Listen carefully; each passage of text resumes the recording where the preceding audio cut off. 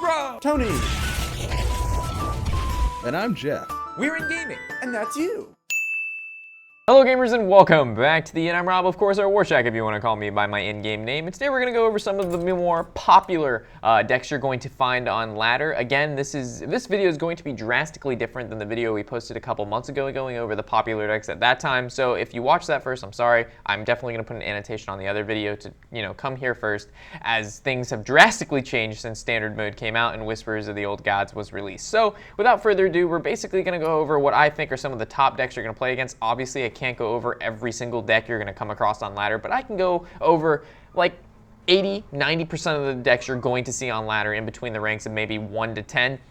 Again, the deck builds may vary, but the foundation of the deck that you're going to play against is going to be the same. But a couple cards in my builds could be different from what you see other people use. But again, the core of the deck is still there. Somebody playing Aggro Shaman, whether or not they throw in Thing from Below or that 7/7 is up to them. But the whole point of Aggro Shaman, the foundation of the deck, is still there. So we're going to start off with Cthulhu Druid. This deck it was popular the first couple days that Whispers of the Old Gods was released. It's kind of toned down a bit since then. But the deck, you will still find it on ladder quite a bit. Definitely, I think somewhere in like 7 to 10 rank range is where this deck is found a lot. I know Tony came into contact with it a few days ago over and over and over again, along with myself.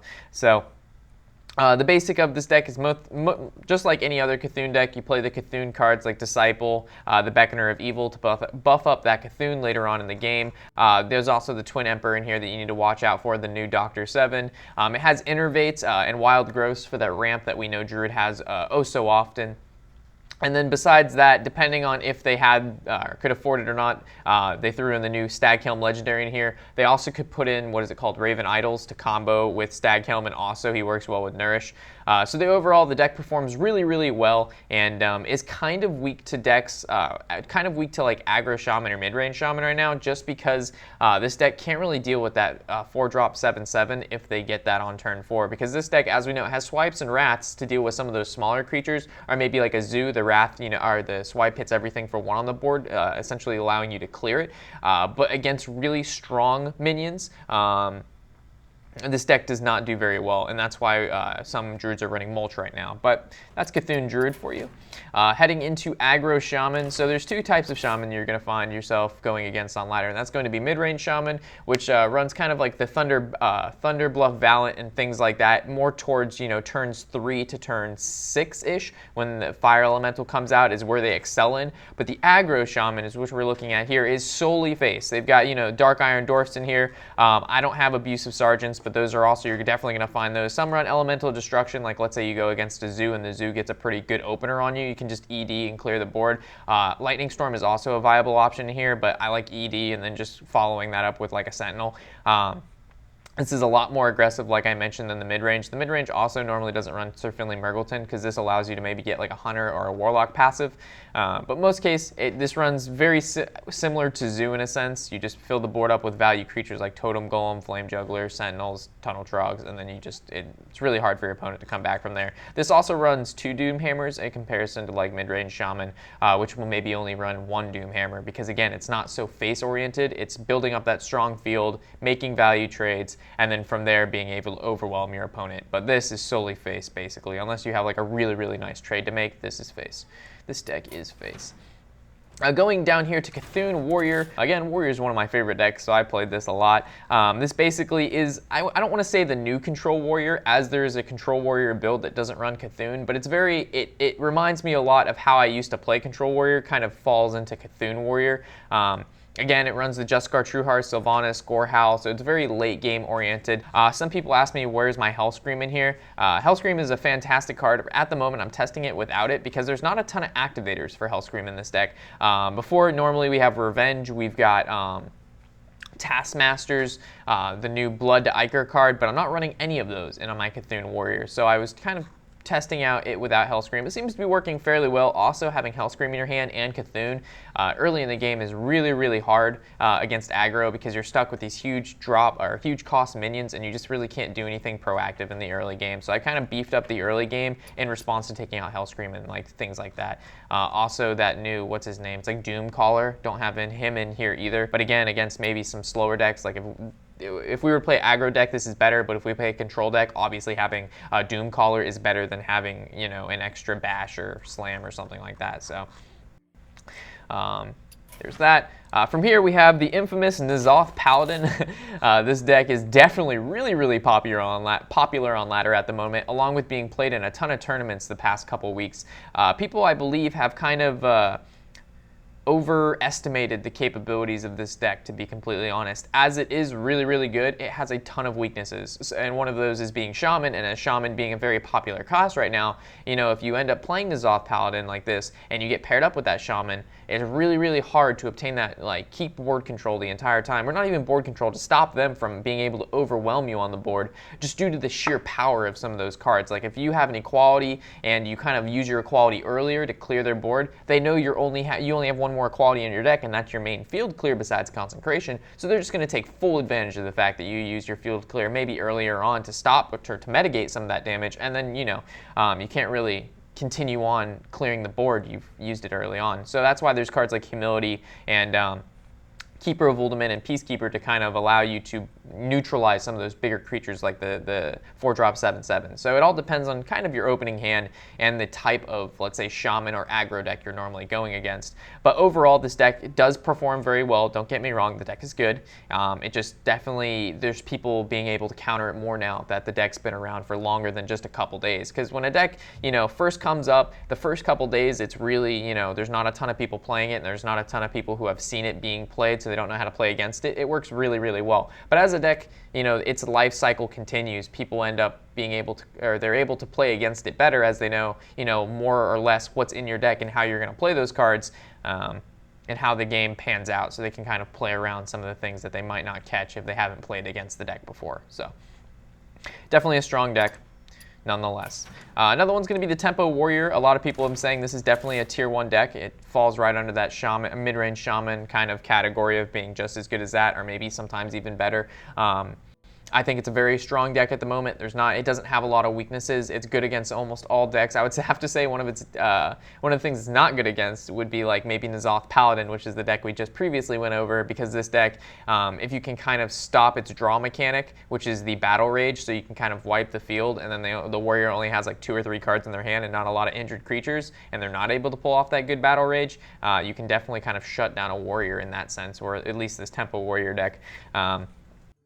Again, it plays very similar to any other tempo deck. You know, you've got your early game consists of a lot of CC spells or combo cards like Whirlwind, Battle Rage, Blood to Icar, which you can combo with, you know, your Alkali to Pain, your Armor Smith, your Frothing Berserker. Your Ravaging Ghoul is fantastic against aggro or against paladins who decide they want to play Aggro Paladin against you. They have a bunch of those 1 HP creatures. You throw down the Ravaging Ghoul, it, you know, does some work on them.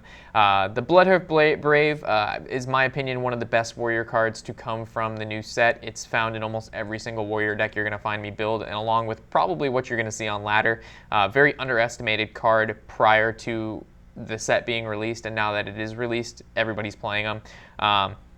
This deck is very fast-paced, besides the fact that it does have some pretty heavy creatures in here. The reason, of course, we have Grom in here is because we have a lot of activators for Grom. We're able to play Grom and, you know, bump them up to that 10 damage with whether it be the Whirlwind, the Blood to Icar, things like that, or even a Slam. So deck very, very good at the moment. Definitely going to find a lot of it, and you should watch out for it. Here's the mid-range Shaman. It's a little bit slower, as you can see by kind of the curve, than the Aggro Shaman. I actually still run 2 Doomhammers in this deck, just because I always find myself never being able to draw it. But again, most mid-range Shaman players only play 1, but again, I'm running 2.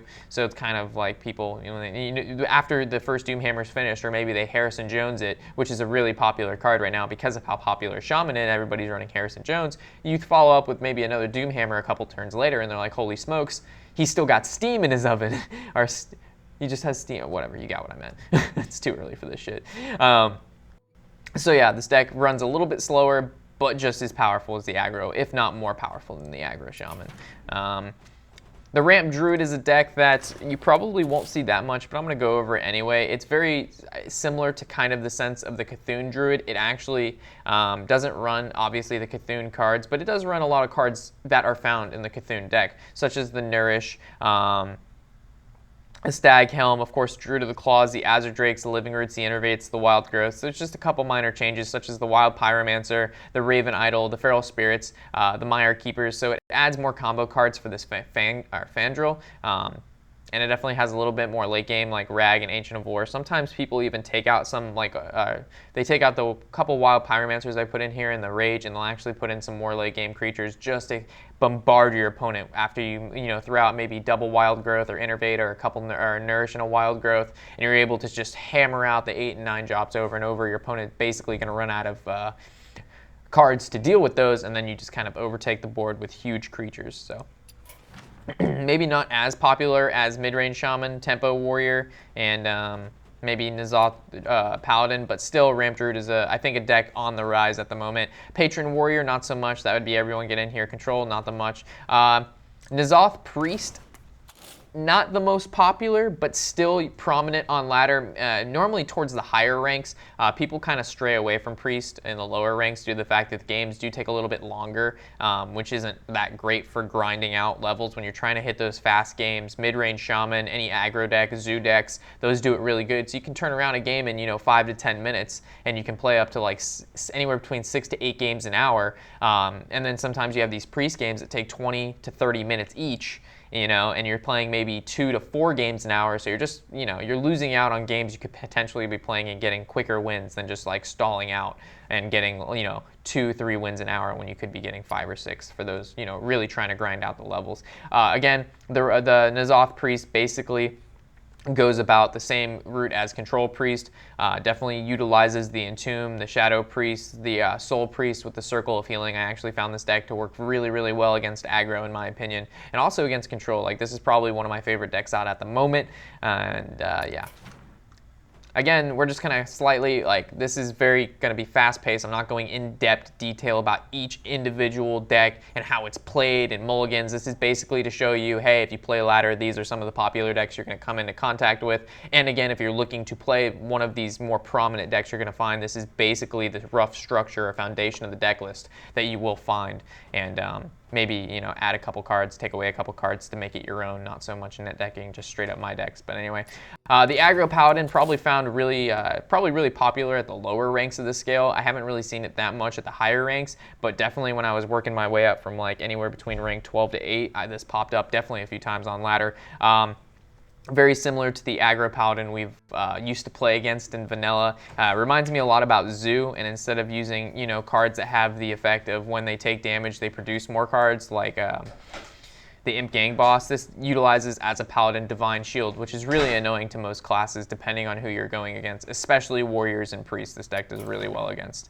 Heading down to the infamous Zoo Warlock deck. This is going to be a deck that you will find, like, in your first 5 games on ladder, if not every single game. It's going to be Zoo and Mid-Range Shaman that's going to take it away this season. And this deck basically utilizes really cheap and effective creatures to maintain board control. They use stuff like Power Overwhelming and Abusive Sergeant and Defender of Argus to make those value trades and to be able to kill some of your larger creatures with the small stuff. And on top of that, a lot of cards in here, such as the Possessed Villager, your Argent Squires, and your Imp Gang Boss have the ability to bring out more cards when they die or live after they've taken damage, whether you're talking about the Argent Squire or the Possessed Villager. So yeah, this deck does very, really well against most control or mid-range decks due to the fact that you start off very strong. The deck curve, as you can see, the highest drop is the Sea Giant, but it gets reduced depending on how many cards you have on the field, and you've got stuff like Forbidden Ritual that allows you to build up your field quite quickly, so it works out really, really nicely there. So I would say the highest drop is a Doom Guard, and a 5-drop 5/7 with charge. It's not really that high. So the curve, you're normally going to curve out that 1, 2, 3, 4, which you're looking for. And the reason this deck also works out so well is because if you didn't know, for those of you who are newer, the Warlock passive is sacrifice 2 of your health, draw 1 card. So normally if you play a deck like a very fast-paced deck where you're playing at least 1 to 2 cards every turn, your deck will eventually run out of steam due to the fact that you cannot maintain playing that many cards per turn with only drawing 1 at the start. So with the Warlock passive, it allows you to kind of continue on throwing the coal in the fire and keeping the train going. Another deck that is not as popular, but is definitely growing in popularity due to the fact that Call of the Wild is absolutely broken, is kind of the Death Rattle mid-range Hunter deck, which we see here. Again, this deck, people are still tweaking it, so the curtain, or I like to say the foundation's the same, but like the couch, the curtains, the wallpaper is going to be different. So whether or not they have explosive traps in there, or Eagle Horn Bow, stuff like that, you know, you can change out those cards. But the heart of the deck, which is, you know, the Stampeding Kodo, the Houndmaster, the Kerosene Grub, the Unleash the Hounds, the Knife Jugglers, the Animal Companions, the stuff like that, it's really not going anywhere, and this deck seems to be performing really well. Again, Savannah Highmane, insane card. Some call it Dr. 6. In my opinion, it's one of the best 6 drops out. And then Call of the Wild, which is, in my opinion, one of the best cards released in the new Whispers of the Old Gods set. Definitely, it's just so good. For 1 card in 8 mana, you develop 3 cards on the board. One of them can attack right away. The other one gives every other creature on your board plus 1 attack, and then you have a taunt to protect those other creatures that you have. It's just insane. So. And then from there, there's the Miracle Rogue. This is the last deck we're going to cover. Again, these are just the most popular. I'm sure there's other ones on ladder like Freeze Mage and, you know, Aggro Druid and stuff like that, but those aren't as popular as these. And I'm sure you can agree with that if you've played a decent amount of ladder lately. Again, Miracle Rogue, this deck is definitely in that tier 1 spot. Maybe not as consistent as the mid-range Shaman, because if you don't draw that Auctioneer, it's very, very hard to kind of bring this deck back if you don't have that continuous draw mechanic. But for the most part, this deck will not do you wrong. It's definitely one of the harder decks to play. So if you consistently keep getting losses with this particular Miracle Rogue deck, or Rogue deck in general, you're probably just not playing it right, or, you know, not playing against the particular class you're going against, right? Because again, the deck is it's definitely more difficult than some of the other decks like Mid-Range Shaman, Aggro Shaman, Zoo. There's definitely comboing, there's ordering matters, and knowing when to, you know, you prep. Do you keep prep in your opening hand? Do you keep fan in your opening hand?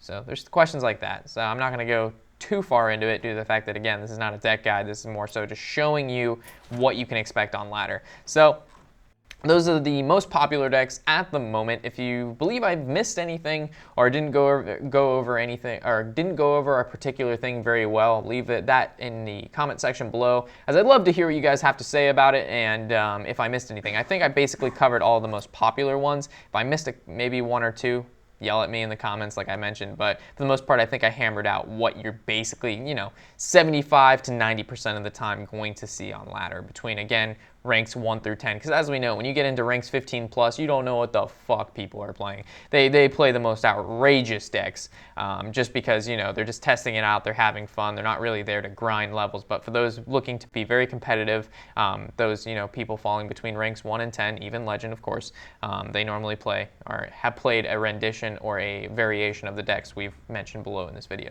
or mentioned previously in this video. So as always, guys, I'm Warshack, of course, and happy whatever the hell day it is.